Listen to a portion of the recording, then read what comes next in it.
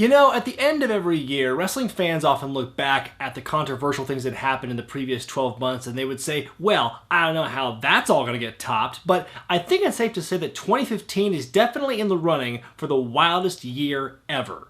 According to multiple sources, WWE Hall of Famer Jimmy Snuka was formally charged today with third-degree murder and involuntary manslaughter in the 1983 death of his then-girlfriend, Nancy Argentino. Snuka had been a person of interest in the case ever since she died of traumatic brain injuries, which experts say was consistent with her head hitting a stationary object. According to an article in the Morning Call, Snuka has changed his story a couple of times regarding what happened between him and Argentino. He first told a few people that he actually shoved Argentino down, which caused her to fall and hit her head on the floor. Then he later said that she actually slipped and fell in a ravine while she was urinating.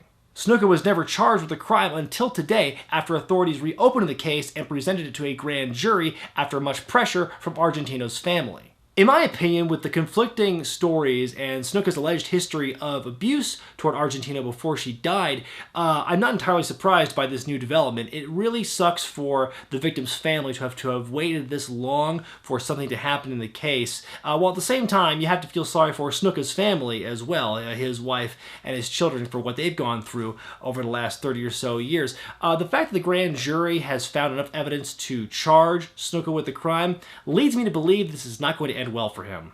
WWE has responded to these charges by saying, quote, "This legal matter will be decided by our judicial system," end quote, which to me sounds like they're not going to give him the Hulk Hogan treatment until a possible guilty verdict is made. Kind of interesting when you consider that same company once brought the hammer down on an employee for shoplifting. I don't want to get too caught up in these kind of comparisons because I know this story is going to bring up a ton of people, bringing up arguments like, well, that guy did that thing, and this guy did this thing, and that person did this thing, and you know what? I know this because I see those kind of arguments in the comment section of my other videos every day. But in my opinion, it's useless to have these debates. Just please stop it for your own sake. All it's going to do is rile you up.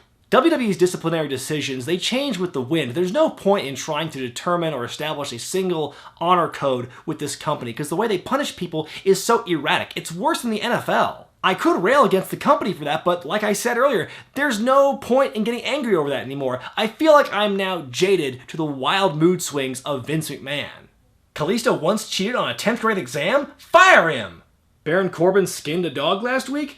Let's see how this plays out in court. At this point, I would react with apathy to either of those stories. Anyway, back to Snuka. If he is found guilty of killing his girlfriend all those years ago, then WWE will have no choice but to scrub him. They'll have to remove him from the Hall of Fame and make it much less ambiguous than they did with Hogan. I mean, there would be no choice. It'll sure make their documentaries on the 80s a lot more interesting with just Roddy Piper, the Iron Sheik, and Andre the Giant wandering around by themselves. If Snuka is guilty, it also makes me wonder if Vince McMahon would be punished in some way. Because remember, McMahon stuck his neck out for Snuka all those years ago. He practically covered for him. So if Snuka is found guilty, the next thing people are going to want to know is, what did Vince McMahon know and when did he know it? All I can think of right now is just how crazy and absurd these last couple of months have been for the wrestling industry, the people involved, and the fans. You know, Dusty Rhodes and Roddy Piper just passed away. Hulk Hogan has been blacklisted from the company that he made famous, that made him famous for his racist tirade, and he was just on Good Morning America earlier this week begging for forgiveness.